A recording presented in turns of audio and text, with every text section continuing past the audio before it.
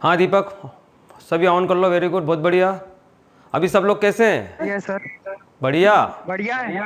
अभी last time किन किन लोगों ने यस अटेंड करा सर। था मेरे योगा के सेशन? 2 क्लास हो चुकी, ये तीसरी क्लास है अपनी।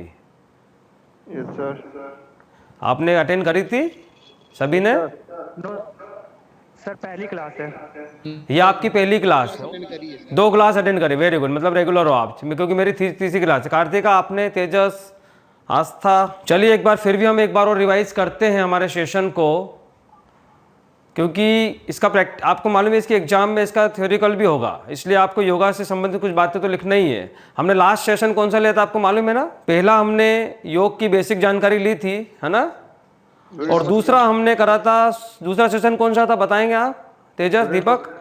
सूर्य नमस्कार वाला था सर। दूसरा हमने सूर्य नमस्कार करा था। आज मैंने टॉपिक लिया है प्राणायाम का।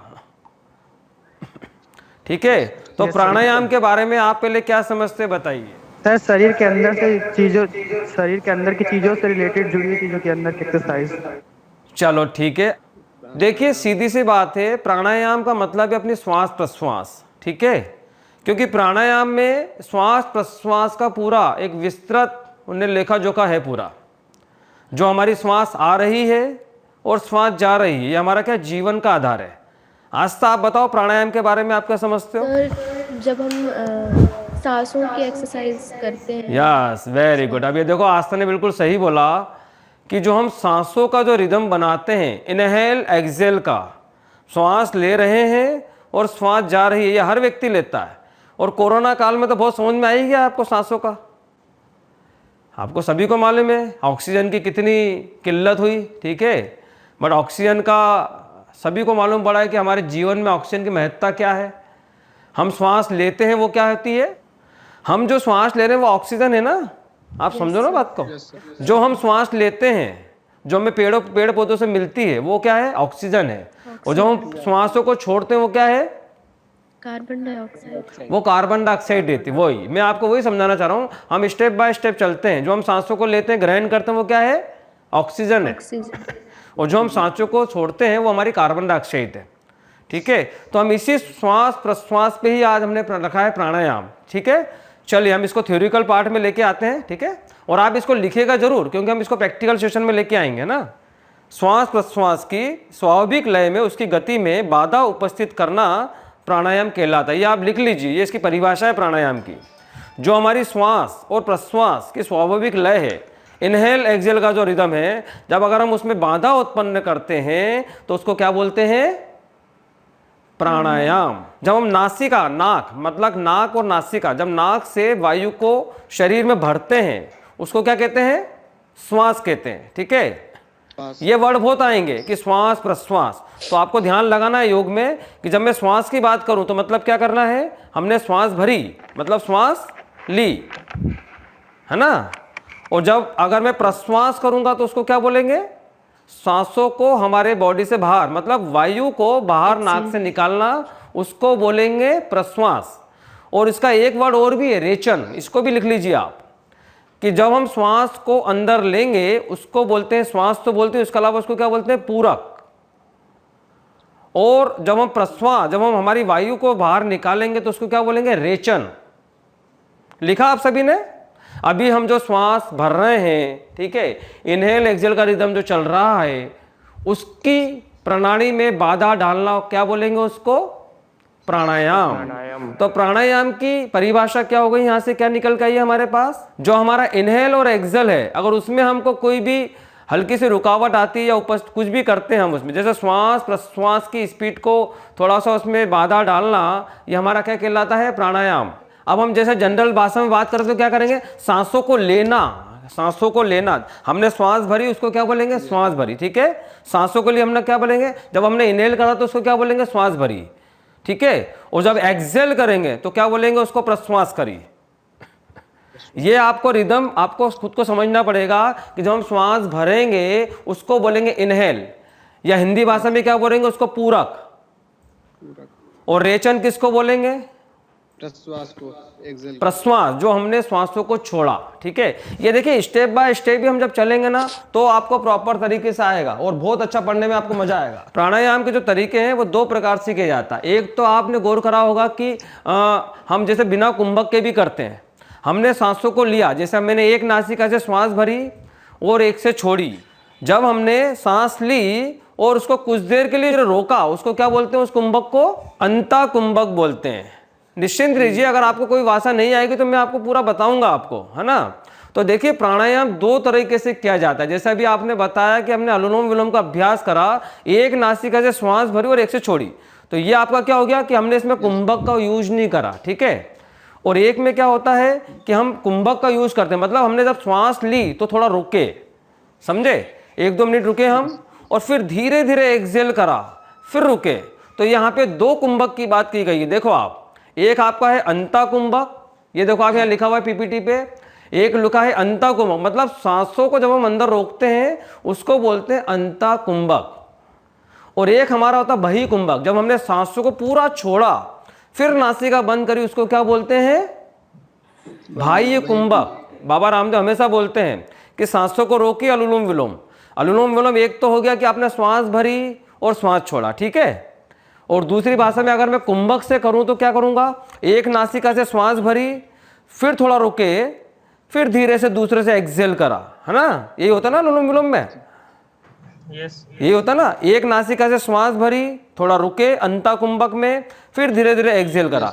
अब अंता कुंभक और बाह्य कुंभक का यूज क्यों करेंगे हम? क्योंकि इसमें क्या होता है कि जब हम योगा करते हैं तब इसका एक रिदम बनता है। जब हम श्वास भर के रोकते हैं ना तो पूरी बॉडी में एक आंतरिक हलचल होती है। आपको मालूम है कि हमारी बॉडी में क्या है? पूरी वायु का प्रसार चलते रहता है ऊपर से नीचे तक। हम योग में क्या करते हैं? मैक्सिमम नासिका के माध्यम से कार्बन डाइऑक्साइड को बाहर निकालते हैं, क्योंकि अनेकों बीमारियों का कारण क्या है? कार्बन डाइऑक्साइड ही है, समझे आप। तो अनुलोम विलोम क्या रहता है कि अनुलोम विलोम में भी क्या होता है? एक नासिका से श्वास भरते। अनुलोम विलोम कहाँ से स्टार्ट होता है बताइए? कौन सी नासिका से स्टार्ट होता है अनुलोम विलोम? बाई नाक से। बाई नासिका से। बहुत बढ़िया, किसने बोला ये? अनुराग। वेरी गुड, ये बहुत सही बोला, क्योंकि हमेशा अनुलोम विलोम ना बाई नासिका से स्टार्ट होता है और दाई से एक्सेल होता है। अगर एक प्रैक्टिकल भाषा में करूं तो मैं क्या करूंगा? अगर मैंने एक नासिका से श्वास भरी है, श्वास भरी, दोनों नासिका बंद करके रुका, तो उसको क्या बोलेंगे? अंता कुंभक। और दूसरी से एक्सेल करी, फिर दोनों नासिका बंद करके रुका, उसको क्या बोलेंगे? बाह्य कुंभक। ये अगर आप स्टेप बाय स्टेप करोगे ना तो आपके मतलब बहुत अच्छा रहेगा आपके लिए। प्राणायाम आपको बहुत अच्छी तरह समझ में आएगा और आपकी फिटनेस भी रहेगी, ठीक है। चलिए हम इससे आगे बढ़ते हैं। अभी हमने क्या चीज सीखी? प्राणायाम। एक तो श्वास प्रश्वास में बाधा डालना क्या कहते हैं? प्राणायाम कहते हैं, ठीक है। सांसों को रोकना अंता कुंभक, और सांसों को पूरी बाहर फेंक के फिर रोकना बॉडी को क्या बोलते हैं? बाह्य कुंभक, ठीक है।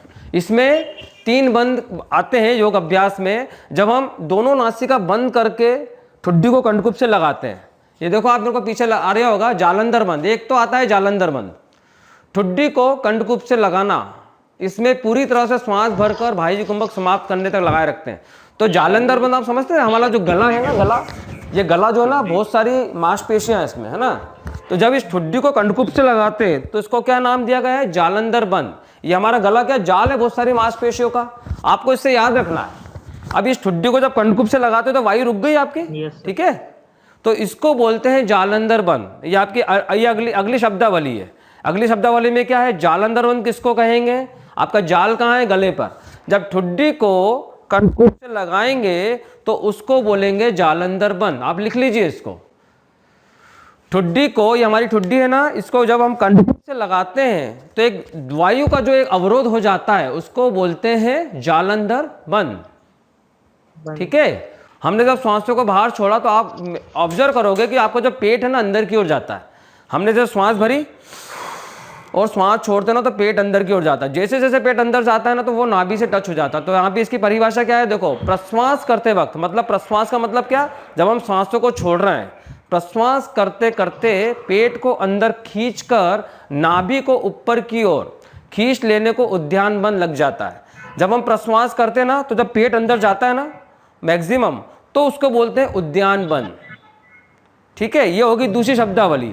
तीसरी शब्दावली होती है मूलबंध। मूलबंध का नेसल पाइन जो हम जिससे हम अपचिष्ट पदार्थ को बाहर निकालते हैं, मल त्यागते हैं, उस मांसपेशियों को खींच के पूरी दृढ़ता से ऊपर खींचते हैं, उसको क्या बोलते हैं?